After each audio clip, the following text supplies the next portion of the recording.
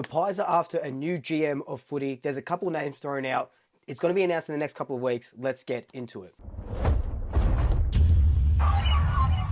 So we don't have to get back into, Graham Wright and how he left and, what's happened with the back structure at the Pies and stuff. All we know as fans and as supporters is that it's not the best, right? The back end of Collingwood at the moment isn't the best. We still don't have a GM of football. We've been looking for a while.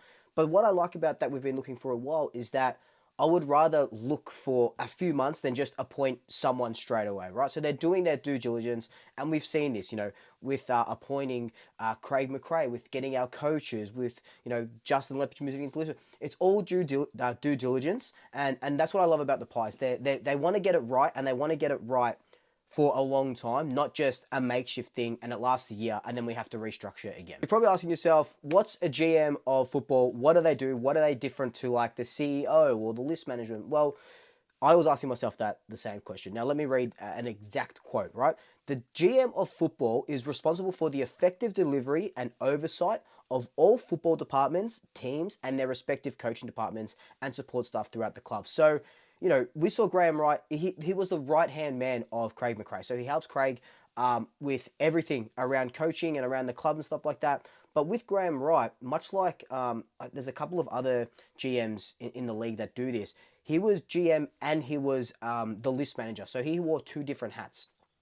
Collingwood are going to a basic structure where we've got Justin Lepage just doing list management. He's not doing any coaching, just list management. So we will get a GM of football that just does GM of football stuff, which is, looking into football programs, oversight, teams, coaching stuff. So he will literally be Craig McRae's right-hand man.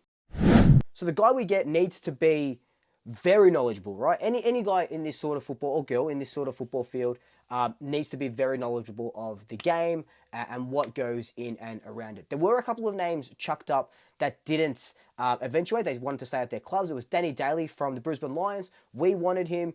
He said he wanted to stay at the Lions. There was also Chris Davies from Port Adelaide, who he was the football boss, who opted to stay at Port Adelaide as well. We're looking at a guy named Justin Reid, possibly from Adelaide, who has been their I think he was their list manager, and he's been at the club for like 20 or so years. But personally, I like Adelaide. They're one of those teams where I was like, oh, cool, Adelaide's there. Awesome, good for you guys. I don't think that their list is that good, and they haven't played finals in, 7 or 8 years. I don't want someone who can't get that team, or if you're a list manager and you're not playing finals for 8 years or so with a half-decent team, I don't know. It doesn't sit right with me, so I'm glad that he's not getting a look at. But now there is one clear front runner, and there is another guy that's just put his name in the ring. So the guy that just put his name in the ring, and as you can see from this article, is Peter Bell. He was ex-GM at Fremantle. He quit earlier this month. And with Peter Bell, look, can't say I know much about Fremantle and what they've done. I think they've got a good list. They've got a list that can challenge. I know, they've just missed out on finals and stuff like that, but I think they've got a good list.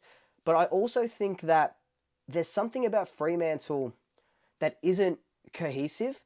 And I don't know if Peter Bell has a lot to do with that. I know they've lost a lot of good talent over the last few years, and they're still trying to retain this talent going forward. So I don't know what if he had a lot to do with that. I know he was a scapegoat for some things. If you look at all the Fremantle forums around Peter Bell's departure, everyone, or most of those supporters are saying that it's a good thing that he left.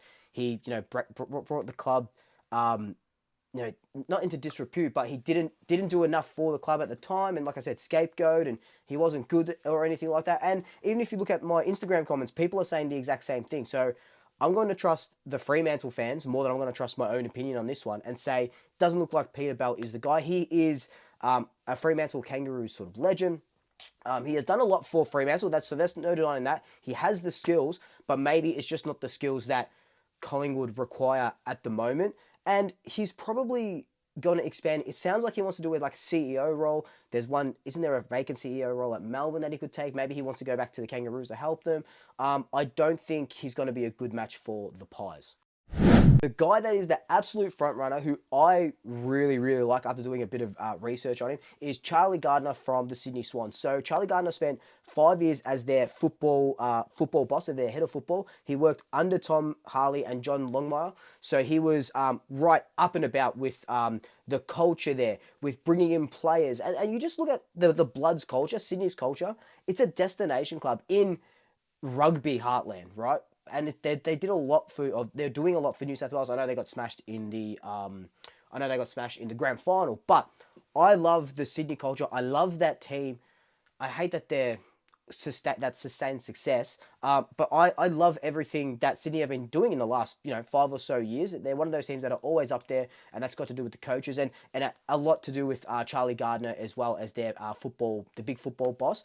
He did quit that job and moved to Melbourne for family reasons, still working at the Swans for, as I think he's a legal compliance and commercial project. So he's not overseeing the football operations or anything like that, more of a legal background, which, as you know, at Collingwood, we love a club statement. So that could come in handy as well. But I really like this guy. Just his CV sort of speaks for himself. You just have to look at the Swans to see that it speaks for himself. So I'm glad that he's the front runner, and it's looking like Charlie Gardner is the one that we're going to be announcing as our GM of football in the next week or so, based on these articles. But let me know your thoughts down below. Who do you want our next GM of football to be? Do you think it has to be some sort of like name that's just coming out of left field, or who do you want? Do you want someone that's got a proven track record, of someone that's new?